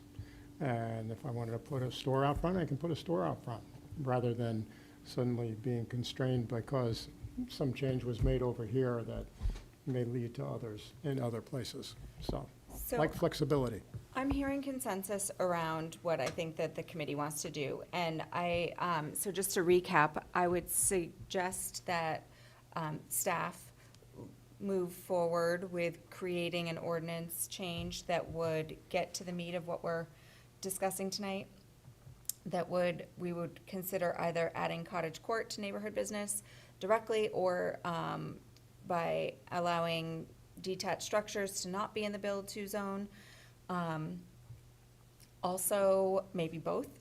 You know, I would be open to you guys taking a really in-depth look at what the best use of this underlying zoning district would be with either of these changes, and presenting that back to us. Do we want to keep this on more time here at joint committee until we see that staff change come through, and then we can make a decision about how we want to dispose of it? Would the petitioner be okay with that? Sure. Okay, And can I make a further comment? sure. I would retract it. Oh, sorry. Thanks, Madam Chair. Yes. I have no problem retracting the petition if things are going to move forward. This is the optimal outcome, and it was unanticipated, but it actually feels Goldilocks to me, because I too felt constrained by low density. It just didn't feel right. Like I was giving something up, some potential. So I'm much more comfortable. And I can retract whatever I need to do to make the retraction. I'll do. Okay, well, I think that sounds great. Mary, do you think we should leave it on more time here still? That would make sense to me until we receive the retraction. Yep, I would recommend that you vote to continue this public workshop, and then what we would need from the applicant is a written request to withdraw the application, and that will end the process for this ordinance. Okay, Mr. Mayor, would you like to make that motion? I think we need to come out of the We did. workshop. We are out of the workshop. Yep. Yes. Well, I think the motion is to, Oh, microphone, please. the motion is to put this on more time. To continue the public workshop. Continue got it. I'll second. I move that we continue the workshop to a future date. I will second. I have a motion by Mayor Khan, seconded by Harold Farrington. So we're going to place this on more time here at joint committee. The staff will have instructions to get together a more creative solution for our neighborhood business problem, and they'll be presenting that. Will you bring that here, or will you bring that to council for first reading? We could bring it here initially, just as a draft proposal, kind of like what staff did with the sign ordinance to PLD. Okay. And then before you move on this, would you be interested in having staff look at this a little bit more holistically and look at other districts that have similar requirements, or do you want to keep it just to neighborhood business? I think if we don't consider all of the districts, it would be disingenuous if that rule is hampering other projects. All right, thank you. Okay, so we have a path forward, and I really appreciate your flexibility tonight and working with us and understanding, and hopefully we're gonna get to an outcome that solves our problem here and gives you some options of ways to move forward. Wonderful. Thank you, Madam Chair. All right, thank Did you. vote on it, or? Oh, yes, we're gonna have a vote before we, you're welcome to move.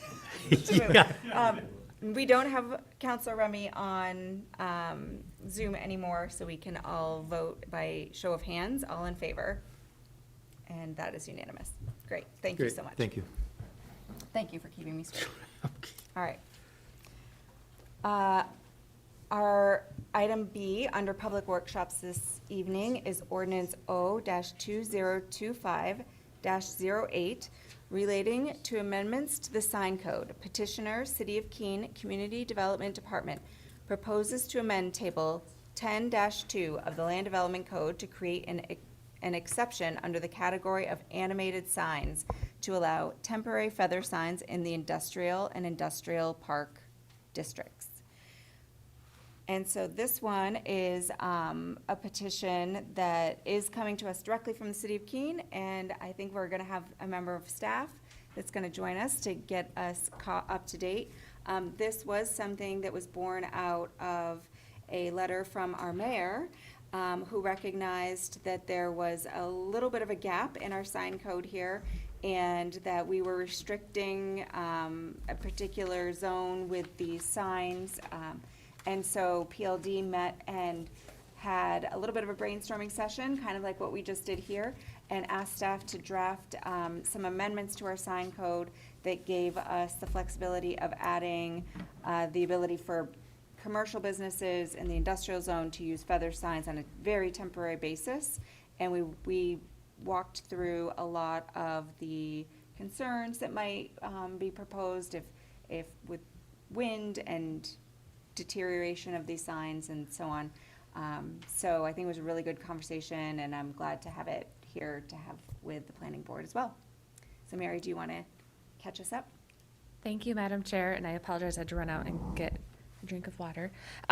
So yes, this ordinance, 2025-08, is proposing to amend our sign code to allow for a type of animated sign called a feather sign. It's also sometimes referred to as like a blade sail sign, which, because it's designed to sort of catch the wind and move with it, it's considered animated, similar to like a flag. I thought that was a little strange, but that that's where it falls under our ordinance. And this would be specifically for properties in the industrial and industrial park districts as a temporary sign. And the intent here is to kind of help strike that balance between, orderly, safe, aesthetically pleasing development, and also allowing businesses to do what they need to do to be successful. Really quickly, I'll just give some background on the sign code and what in feather signs. The City of Keene sign code is in Article 10, which is part of our zoning regulations. And the purpose of the sign code is to establish a legal framework for a comprehensive and balanced system of signs in order to achieve the following objectives. One is to allow the free flow of traffic and protect the safety of pedestrians, bicyclists, and motorists, which may be impacted by cluttered, distracting, or illegible signage. Avoid excessive levels of visual clutter or distraction that are potentially harmful to property values, business opportunities, and community appearance. And to promote the use of signs that are aesthetically pleasing, of appropriate scale, and integrated with the surrounding buildings and landscape. So that's the overall intent and purpose behind the sign code. And the way the code is organized is we have signs that are just permitted. You have to get a sign permit, but they're allowed. There's signs that are exempt, so you can just have them without having to get a sign permit. And then there's signs that are prohibited, where even with a sign permit, you're not allowed to have them. You have to go get a variance, essentially, if you want to get a sign that's prohibited.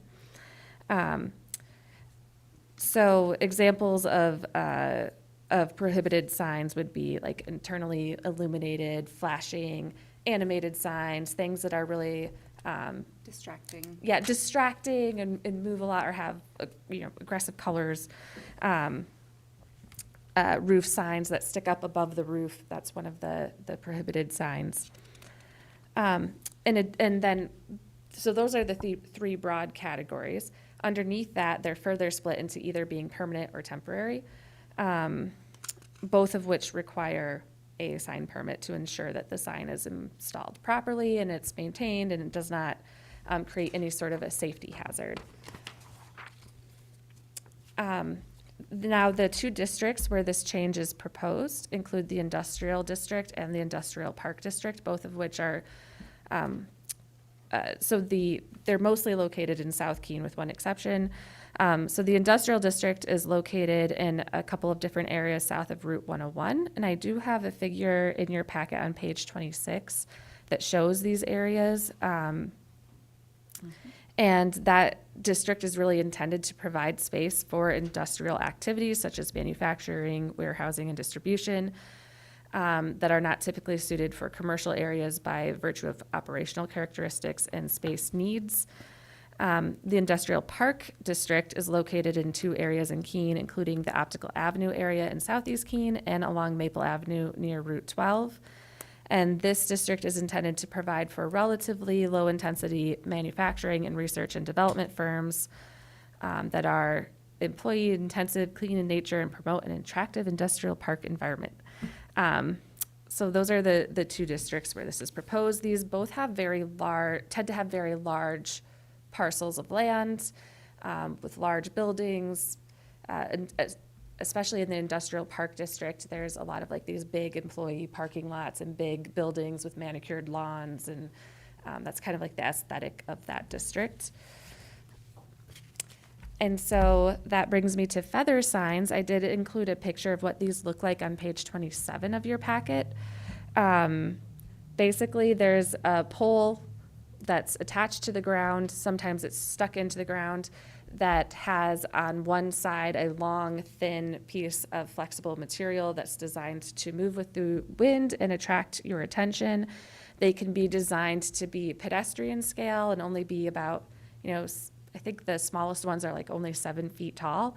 And then they can go up to be, 20, 25 feet tall. So they can be really, really big. And those ones are really more designed for areas where you only see automobile traffic. So like off the side of a highway trying to attract attention. So again, right now under our code, these signs are prohibited. This ordinance would change that specifically for the industrial and industrial park districts. They would allow these as a temporary sign for up to 30 days at a time, 4 times a year. There wouldn't really be any limit on the number of feather signs per lot, but we are proposing that they would have to be spaced at least 10 feet apart. Again, getting back to that intent statement that's talking about visual clutter. If you allow them to be right on top of each other, that could be a little bit much. And then also 15 feet off the property line. One of the issues with feather signs that can happen if they're not installed properly or maintained properly, or if there's a high wind event, they can get blown over, because again, they're meant to catch the wind. So if you have a very high wind situation, they could fall over. So that's really the proposal. We are proposing a definition that would be feather sign, also known as a blade sail sign, a sign made of flexible material that is generally but not always rectangular in shape and attached to a pole on one side so the sign can move with the wind. And then I did want to just put in the staff report a few things to consider with this. I just want to get it on the record. When we were working on the draft language for this ordinance, I had a conversation with one of our code enforcement officers, and they did raise some issues with enforcement. So right now, this type of sign is just prohibited citywide. So it's pretty easy for us to know if we get a complaint, we know, yep, that's not allowed. With this change, that's gonna muddy the waters a little bit, because the first thing we'll have to do is, rather than say like, oh, yep, that's not allowed, we'll have to say, okay, where is it located? Make sure it's not in a district where it actually is allowed and doesn't have a permit. There's just a little bit of an extra layer there. The other piece, though, that the code enforcement officer seemed to be a little bit more concerned about was the fact that this idea of fairness. So a business owner who's in the corporate park district or in the commerce district or another area of the city might see that someone in the industrial or industrial park district has a feather sign up or a line of feather signs up and think, oh, if they can do it, then I can do it too. So they did just want us to, you all really, to be aware that there may be basically a transition period where everyone kind of gets used to this new rule. And so that's one of the potential impacts of this change. There's going to be some enforcement issues potentially. The other one is safety. I believe we've addressed that concern between the fact that a sign permit will be required, so staff will be going out to make sure that these are installed correctly.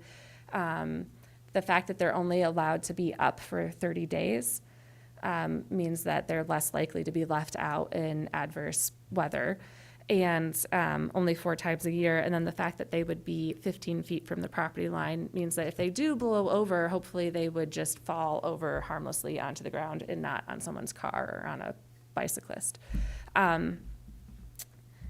And as far as aesthetics, again, the attempt to address that or mitigate that issue would just be to make sure that there's some sort of spacing requirement between them, which would sort of limit how close together they could be, and again, the spacing from the road. I believe that covers everything. Yeah. I'm happy to answer questions. I see in your staff report, you have the consistency with the master plan. Do you want to give us a little highlight of that? Sure.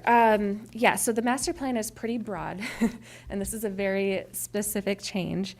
So I do think, though, that the city of Keene does have a very long history of local manufacturing. That is it's a very important component of our economy and what a lot of Keene's success was built on. And so the plan does include a strategy to, quote, encourage and recruit industries that are in line with building up local manufacturing and industrial economy. And the plan also notes that high-quality jobs that pay a living wage are viewed as imperative to Keene's long-term economic sustainability, expansion of tax base, and lessening the tax burden on homeowners. And then it goes on to talk about the need to retain and recruit a workforce. And so this is to be honest, this is a little bit of a stretch, but allowing for feather signs for things like advertising job openings can help support that. So Okay. that's what I came up with for that section. Harold? Thank you, Madam Chair. Mary, I'm in favor of this ordinance, but I don't, you've got some restrictions, 15-foot setback, 10 feet apart. That's just at the road interface, right? I mean, they can put them all around their property, or? Yes, so along the road, they just have to be 15 feet back from the property line and then 10 feet spaced from each other. I got that, but any consideration of limiting within the property? Like, They you would know, still like a need to car be 10 dealer, like a feet. car dealer would have, you know, his showroom window maybe with a bunch of them, and then out at the street level more. Yeah, so. Follow what I'm saying? Yep, I hear what you're saying, yeah. So I was imagining, to be honest, I was just imagining that they would be put out along the road, but I think you bring up a good point. They could be put up internally. They would still need to be 10 feet apart, and they could only be up for those 30 days, up to 4 times a year. But yeah, I think that's a Yeah, good point. I mean, I just throw it out because it seemed to not have been considered. And yeah, I don't know if we're for it or against it. So when we go back to page 26, the areas that we're talking about are the light purple and the dark purple, right?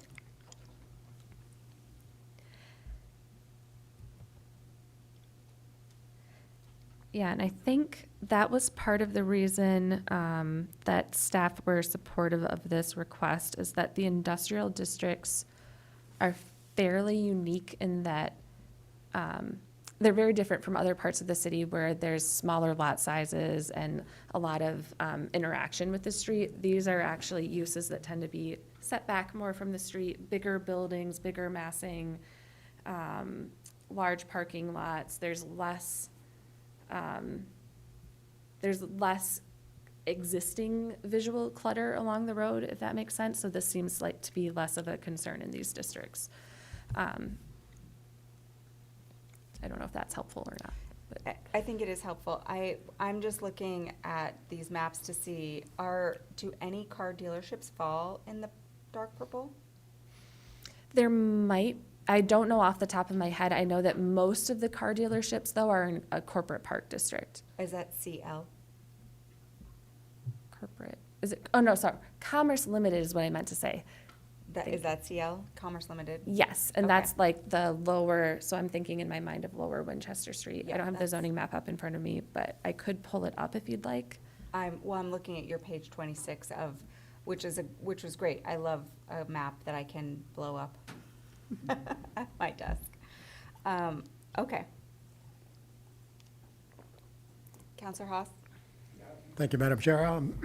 Yeah, certainly, Mr. Farrington raises a good point, but I can't imagine the investment that would be necessary to put a bunch of flags out over your lot and then to take them up and put them down. And while that certainly could happen, and someone might do it, and it'd be an interesting thing to look at from the street, I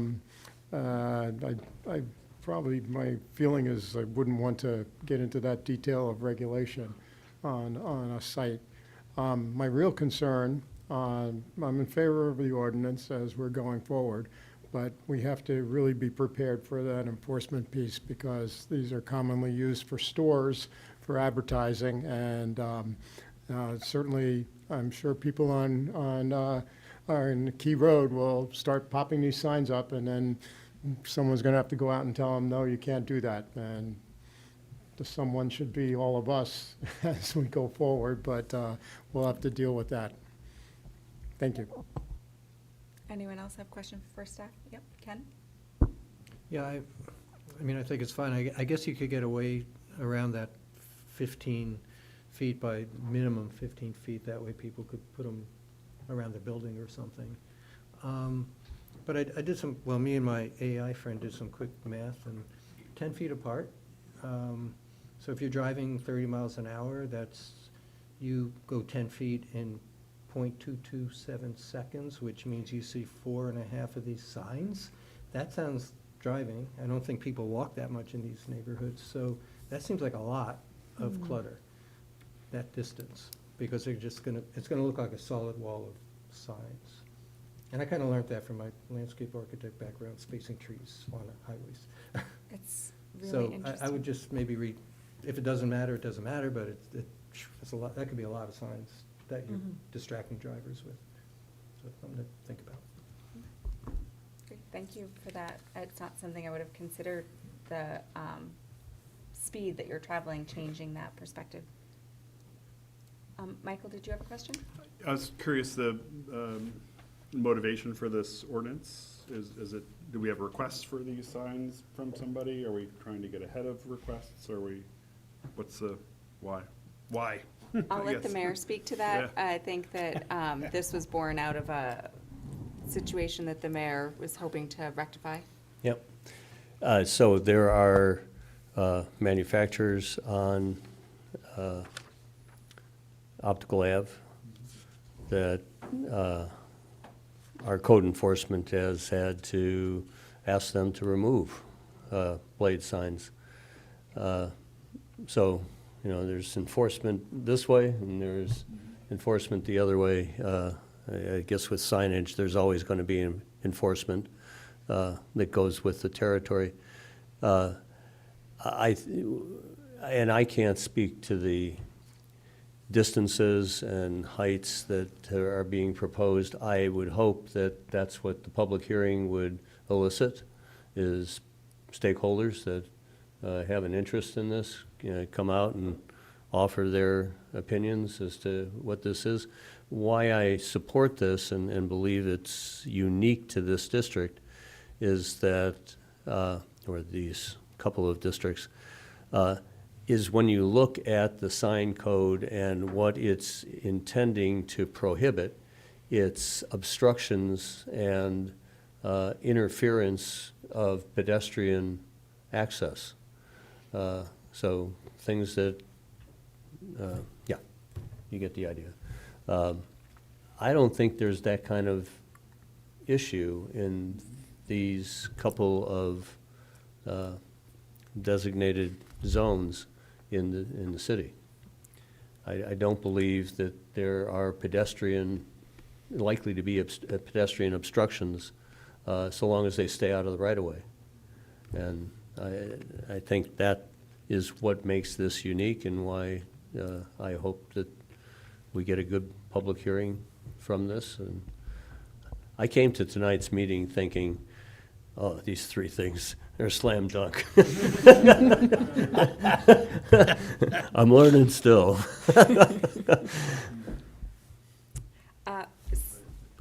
So I would like to talk process just It's my favorite thing. I would prefer for us to really consider that distance that Ken brought up now, because if it goes to public hearing and we hear anything or we think that we're not making the right decision, if we change it at council, we would have to bring it back here. So I love our late nights together.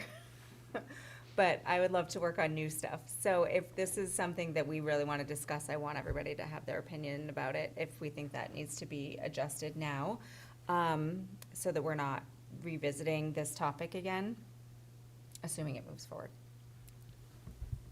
Ken? So I would just ask maybe to just spend a little time researching that. I mean, if there is some standards and, you know, speed, distance, and I'm more thinking about driver distraction and, well, what's all that? And so if it's not an issue and not a problem, oh, it doesn't matter, but, you know, if anyone's ever thought about it and they, at speed, that's all. Okay. Counselor Haas? Yeah, thank you, Chair. Yeah, I think when we move forward and go to public hearing, I think the spacing issues, yeah, it's good for us to have that data and know what other guidelines there might be or what experience is, and we should all keep an eye out for where we see these things deployed over the next week. The real question is going to come from commerce areas as to why can't we have them too? And we really have to frame that so that this is an experiment to see if we like it. But Ms. Mastrani, you might be the best to comment on how many of these flags would you like to have out front? I've had the flags, not in Keene, but I've had them at a location I had in Massachusetts. And they're helpful, they're definitely good for marketing, but personally, I don't think they're very attractive. I think it's good that they would limit the time that they could be up. I think the question of, you know, making sure that they stay up for a certain amount, you know, code enforcement, that would be the thing. You know, do we have the manpower to enforce it? I think we should limit it at how many in a row would be allowed. Like he said, I don't think you need 10 of them necessarily all lined up in a row. But having them out on optical to help with employment opportunities is good, but I think you're right. I mean, then what happens on Winchester at the car dealerships and everyone else who wants them? They're kind of ugly, but they do work. Harold? Yeah, I just had another thought occurred to me when Councilor Haas was talking about it. I wonder if they're prohibited in certain areas where businesses that typically use them, if they would strike a deal with a Timken and say, hey, listen, you know, we're going to do taxes. Can you please put our signs up for the next 30 days? And I don't know if we care or don't care. Microeconomy? So that would be an off-premise sign, which is prohibited. What would it? An off-premise sign. sign. Yeah. We have a code for that. Okay. So interesting. Yes, there's also a type of sign called a snipe sign. What is An snipe? off-premise sign, okay. Yeah, like if you just like are like, oh, I want to put up a sign somewhere, and you just like put it up somewhere, like in the public right of way, that's called a snipe sign. Okay. No, this would be an agreement between two parties. That they It's would- still not allowed, It's yeah. Still not allowed? Yeah, Okay. that's an off-premise Covers sign. that point. Yeah. Counselor Madison? Just a quick question. Those wacky waving inflatable arm flailing tube men, are those still prohibited? Those are considered animated, yes. So unless you specifically add them to the exemption list, they would continue to be prohibited. Did you want one? No. Counselor Jones? Thank you. First of all, I want to thank staff for doing this as a draft first, which I had encouraged, because otherwise we'd probably be up to an M version now if we did a codified ordinance. I'm glad we're just staying with those two districts, because when we did have, on the draft, when we did have a public hearing, there were people that asked for commercial at that time. And we don't want to jump too far ahead of the game here. So thank you for keeping it within those parameters. Consistency with the master plan, it is a stretch, but I think you hit it. You found something that works. So thank you for doing that. And I go out through Route 9 through Chesterfield about 2 or 3 times a week to get on 91 South, and it drives me crazy. There's some stores in Chesterfield, Route 9, that have them out there. They're just tattered. They look so ugly, and I'm glad we have this ordinance to prevent that. So I think we've accomplished what the mayor was looking for, and I think we should move forward with this. Okay. All right, do we have any more questions? Michael? Sure. I may be the only one with experience building one of these signs. I had one up in front of the UU Church for a short period of time when I was married, 27 years ago. So hopefully I was in conformance for that short period of time. Looking at our maps, potential inconsistency to consider. Looking out by the new hospital area, the old Peerless, I think is where I'm looking. Potentially have a situation where the Baptist church on one side of this road can't have a sign, but the other church, the Trinity Church on the other side of the road, could have a sign. So for whatever that's worth for potential concerns from property owners. It seems like the hospital would be, I could imagine those folks wanting to have a job opening Are sort we of thing. looking at the second map?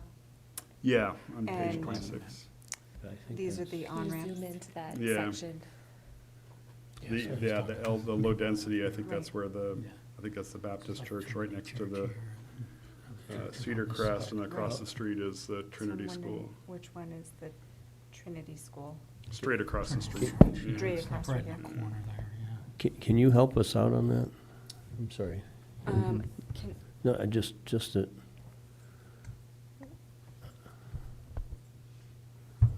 so this would be the Trinity Church area? Yeah. And there's another church on the other side that would not be allowed. So there's some inconsistencies with the same Industrial. type of business Yeah, that because would have access and the other would not.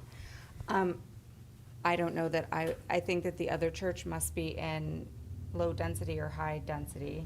I don't know if it would be down that far, but I don't know that we would ever allow these in low density.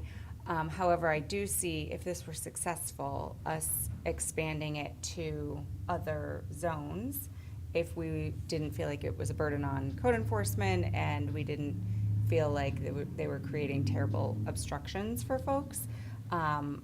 And I could see if those things did happen, that we rescinded it. I think that its intention is to help promote, hopefully, employment opportunities for some of these industrial manufacturers, to be able to get the word out to the community that they're hiring. I think that's the way we were seeing it used, that where they were being asked to remove them, and not necessarily marketing the products of the industrial park manufacturers. So, I think there's gonna be a component of it that we don't have a crystal ball. We'll kind of have to watch and see. But yeah, I think it's worth allowing it and letting it, and let's see how it ends up panning out. Evan? Just one quick clarification. We cannot regulate content for signage. We can only regulate like form and location and stuff like that. So people will be able to put more or less whatever they want on these blade signs. Oh, sure. I fully expect that could happen. I don't want to put too fine a point on it, but we learned a lot about content of signs when we had our noodle shop open on Main Street, and what we could and couldn't regulate. Okay. Madam Chair. Yes, Mayor Con. Thank you. At the risk of messing this up, the two places, the zoning was not something that I looked at when I brought this forward, just industrial park. I mean, in industrial zone, that's what's Optical Ave. The only other place in the city where I think that this is most appropriate is out on Black Brook, which is here listed corporate park, not industrial. What Mr. Hafer brings up wasn't what I had thought we were including in this. Well, I think that that speaks to a greater issue of the way that underlying zoning gets created. And you have, it sounds like, a church and an industrial park. And that's not something we can always plan for, every one of those oddities and conformities. We have to look at the basic expectation of what type of business is going to be in that zone, and unfortunately, it does create a little bit of a conflict, I think you pointed out, but I think that that does happen in other zones where you have unconforming uses and zoning underlying gets changed. I imagine that probably wasn't always an industrial park when that church was built. May I? Yes. I mean, another way to address this is, as somebody has said, this ought to be viewed as an experiment. If there is a difference between what is zoned industrial versus what is zoned industrial park, I mean, what would, if we limited this to industrial, You would lose Optical Ave, we would lose Optical Ave. That we can't do. which and if I were gonna restrict it, I would restrict industrial and not industrial park. My one concern for these, if I'm being fully honest, is the lots near the roundabout and the distraction that may occur and cars traveling at really high speeds. And I wanna, I don't foresee that other people drive by these things in other communities and you don't see any wild car accidents happening. But my one concern would be for that and for the amount of drivers that are uncomfortable using roundabouts, and then for the potential for there to be a lot right there that has waving, flashing things near it, would give me pause, but not enough that I think we need to make any changes at this point. Well, Madam Chair, may I have heard a couple of things thrown out there, so the potential for increasing the spacing between the signs, limiting the number per lot. Another thing is we could increase the distance that it has to be set back from an intersection. That's something that you could consider as well. Open to making any of those changes tonight, so that we can get it as an A version and keep it moving, or we could continue this and bring it back to you with some of these ideas more fully thought out. Just want to throw that out there. Mayor, do you have a opinion? This was your ordinance. Yeah, it's taken an incredible amount of time to get from point A to point B. But if getting it right is, I think the point about an intersection is a valid precaution. The distances, I don't know, I keep thinking about state highways and seeing all the political signs that, occasionally you see somebody who puts up 20 of them in a row and you wonder, what a waste, to do that kind of thing. It just doesn't add any value, I think. But, so I don't know how you regulate to the appropriate distance. Maybe I'll ask ChatGPT to give me some advice. I don't know. I get it right. At this point, we're not inhibiting anybody from putting them out there. They're not there now.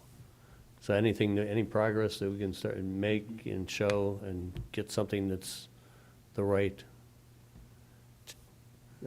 definition, get it right. Okay, so I'm just gonna look to the board, if everyone can kind of give me an indication. Do we want to see a limitation on the number of these per lot? We have a yes, and a yes, and a No. no, and a no. Do we want to see a greater distance between them than 10 feet? Yes. No, no. Do we want to see a restriction on them being adjacent an intersection? Yes, yes. Yes. Yes, yes, okay. So I would say make that change to an A version and then keep it moving forward. Counselor Jones? Well, as long as we're making changes, can we also address the corporate parks, as the mayor said earlier? I'm looking at you, Mary. Is that a substantial enough change or is that something we could do? I think if we're gonna change it to corporate park, I would recommend continuing it, Okay, and then I can check to see if that's a substantial enough change that it needs to be renoticed. okay. Um, I would suggest let's move it forward and let's get some experience with it. And we can address the next version of zones that we're gonna allow it if it works. Is that okay, Yeah, if Counselor? we're moving forward, then I'm all fine with it, yeah. Okay. I'd say don't do it then. Okay, if you would like staff to create an A version, we'll need a motion from the full committee and we'll need the specific, amendment. can you offer some language for that? Sure, so what I might suggest is that it read so this is on page 30 of the packet is the draft ordinance. Under item 1, it says feather signs that are 20 square feet or less in the industrial park districts, parentheses, sign permit required, max duration of 30 days at a time and no more than 4 times per year per property, spaced at least 10 feet apart, setback 15 feet from the property line, and a minimum of 25 feet from an intersection. So moved. So I would make a motion to amend the ordinance to the language that Mary Berner had just suggested, to include a setback from an intersection to a minimum of 25 feet and create an A version. Second. I have a motion and a second by Counselor Jones. Any questions on that motion? All in favor? Opposed? And that's unanimous. So I do want to acknowledge that there is no one in the audience. So I'm going to open and close our public workshop portion of this. And I think we are ready for a motion from PLD. Counselor Jones, would you be willing to make that? Yeah, can I just make one comment first? Absolutely. The issue with churches, what we used to do years ago was churches were considered an institutional use, and all it took was 8 votes of the council to put one in any zone. And that's why they're in different zones, and they have to abide by the zone that they're in. So that's where they're at. So I don't think it makes a difference that one church is across the street from another. If they're in different zones, they're in different zones. With that being said, I would like to make a motion that we ask the mayor to set a public hearing. Second. Motion by Counselor Jones, seconded by Counselor Madison. All in favor? And that is unanimous. And Harold, would you like Sure. to have the floor? I'd like to entertain a motion that this ordinance is consistent with the 2010 master plan. Well, I guess I'll make the motion. I'll make the motion that this ordinance is consistent with the 2010 master plan. May I ask for a second? Second. Thank you, Mayor Khan. Any discussion? Okay, call the vote. All those in favor? That's unanimous. Okay. Thank you. Well, we significantly shortened our time. Let's see if we can do it again. Our third public workshop tonight is ordinance O-2025-09 relating to single-family parking requirements, Petitioner City of Keene Community Development Department proposes to amend Table 9.1 of the Land Development Code to require one parking space for dwelling single family. And this is a housekeeping item that came out of our parking ordinance change that you guys might remember from very recently. Evan, I hope we did not have a whole slew of single-family homes trying to be built with no parking, but we did neglect to include a parking requirement for single-family homes when we made that change. So right now, you could, in fact, build a single-family home with no parking. This would reinstitute a minimum parking requirement. That is correct, and as tempting as it was to put a 30-minute presentation together for this one, we won't be doing that this evening. Like the Madam Chair said, it's just a housekeeping item. We're putting single family back in that table in Article 9 and proceeding as usual. Does anyone have any questions for Evan? No? Again, there's no public, anyone in the room with us, so I'm going to open and close the public workshop portion of this. And I would be open to a motion. Counselor Jones? Thank you, Madam Chair. I would move that the PLD ask that the mayor set a public hearing. Second. Motion by Counselor Jones, seconded by Counselor Madison. All in favor? Unanimous. Harold? Thank you. Thank you, Madam Chair. You I have to would- do it anyway. I would like to make a motion that O-2025-09 relating to parking requirements for single-family dwellings does indeed comply with the spirit of the 2010 master plan. Second. Thank you, Mayor Khan. Any discussion or questions? We'll move to the vote. All those in favor? Unanimously approved. Wonderful. We don't have any items under new business unless Mary has something snuck in. Thank you, Madam Chair. The only item really is that